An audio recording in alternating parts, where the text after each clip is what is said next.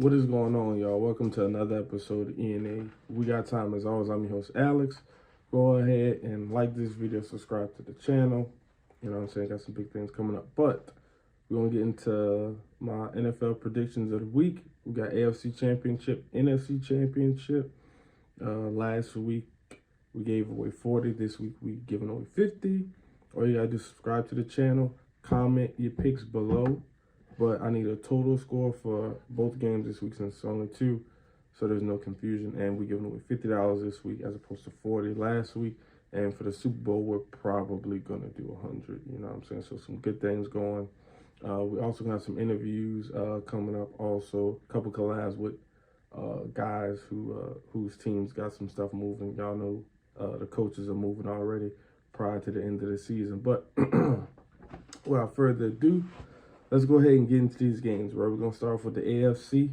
We got Chiefs at Ravens. Quick injury report. We got Kadarius Toney, questionable, wide receiver for the Chiefs. Moore's offensive tackle, he's questionable. Derek, the D tackle, he's questionable. Thuney, the guard, he's questionable. He has a strained pec, so we'll see about that. And Willie Gay, he has a neck issue, the linebacker. As far as the Ravens go, pretty short injury report, which is always good. Never want too many guys out, any guy out, really. Marlon Humphrey, cornerback, I think they were just holding him out last week. I think he could have went if he absolutely had to. So hopefully he'll be back. And I think the same goes for Mark Andrews. I think both of them will be available for this game this week. And they're going to need it. So let's get into the actual game. I think both of these teams had a pretty good game plan last week. The Ravens came out in the second half. Great adjustments to everything Houston was doing. Honestly, besides that special teams touchdown, they didn't really get much going on offense. They couldn't get the run game going. The Ravens looked really good, and they kind of, in the second half, I guess you could say they kind of dominated Houston. I mean, they didn't you know what I'm saying, beating by 50 and nothing, but they won that game in pretty dominating fashion. As far as the Chiefs go, it kind of went down to the wire for a bit. There were a couple opportunities the Chiefs had to kind of really pull the game away, especially with that fumble in the end zone and things like that. But overall, they ended the game. They did exactly what they had to do. And they beat the Bills in Buffalo, you know, something a lot of people didn't think they would be able to do, so hats off to them. If you've been with the channel, you know when it gets around this point in time, I like to try and add in impact players for both teams, regardless of who I have winning. So we're going to start off with the Chiefs. My two guys I'm going Clyde Edwards-Helaire. Pacheco had a little stinger last week, and he got in and he made the best of his carries. He you know, got some really good yards. He was really helpful when his name was called on. Last year I called his name, so this year shouldn't be much of a shock. And he's having a really good year. Karlaftis, I'm still butchering his name, but you guys know what I'm talking about. Really good season this year. I know a lot of attention is going to be on Chris Jones and so forth, but I think he'll be able to go out there and cause some havoc. As far as the Ravens go, I have Bateman. I know for some time now a lot of Ravens fans have been really high on him, and you know he suffered through some injuries, but I think a lot of coverage is going to be rolled to Flowers, and you just signed Odell for for situations like this. So I think if Bateman can go off, have you know a really good game, maybe 80, 90 yards. Maybe even a touchdown, I think that'll really propel this offense as far as in the passing game to take some of the load off on the run game.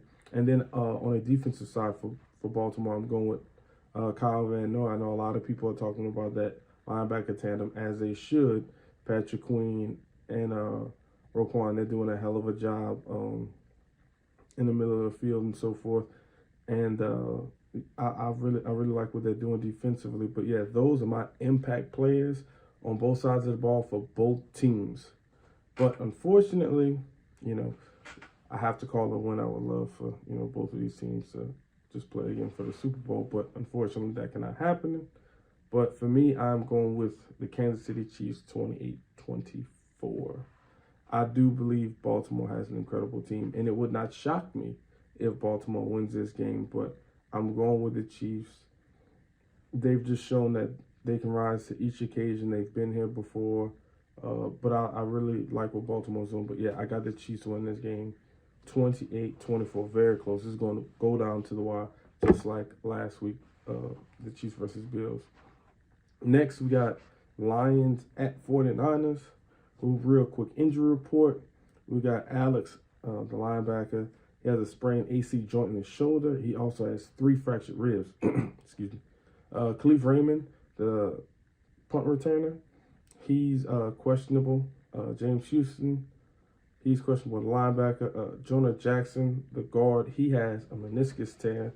And Frank Ragnar, the center, he has a sprained knee, so he is questionable.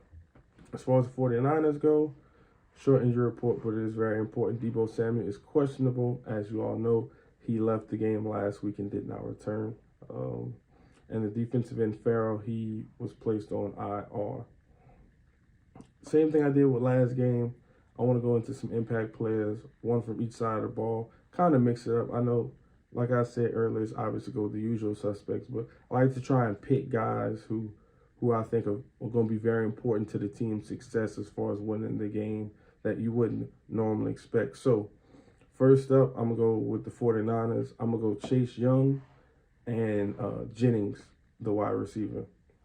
Chase Young, they traded for him in the season. He's supposed to, get some of the double teams off of Bosa. He didn't particularly have that good of a game, per se, last week against Green Bay, but this is why you got him. Him and Bosa should be able to wreak havoc, hopefully, on that defensive line and then offensive line, And then also, I believe Jordan Love is a way more mobile quarterback than Jared Goff. So a lot of those should have been sacks, as people would like to say, or could have been sacks. I think they'll turn into actual sacks if Jared Goff does not get rid of the ball. Jennings, wide receiver for the 49ers, he stepped up incredibly well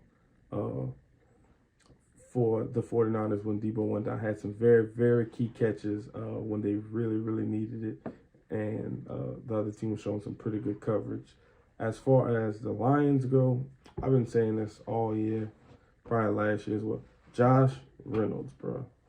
I understand Laporta. I think this year, off the top of my head, I think Laporta was a top 5 tight end this year. I also believe Amon-Ra St. Brown's probably a top 5 receiver this year. I believe he was first or second team All-Pro.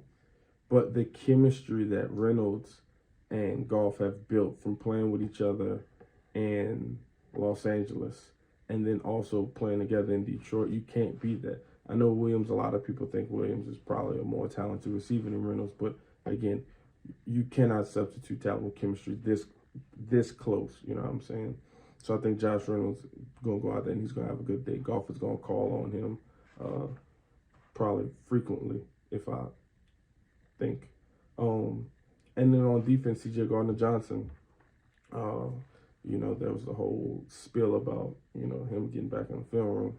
He ended up having a pick last week, right time, right place, or whatever you want to call it. But he did show up last week. And he was also hurt a lot throughout the year, so I think this would be perfect timing for him to come in and really stake his claim and, get that big payday, because I think this is a one-year deal. So, yeah, those are my 4 impact players. But there has to be a winner.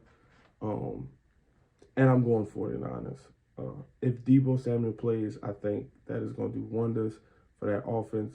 Again, that defense last week didn't look that good. Aaron Jones had a field day, and I think Gibbs is incredible.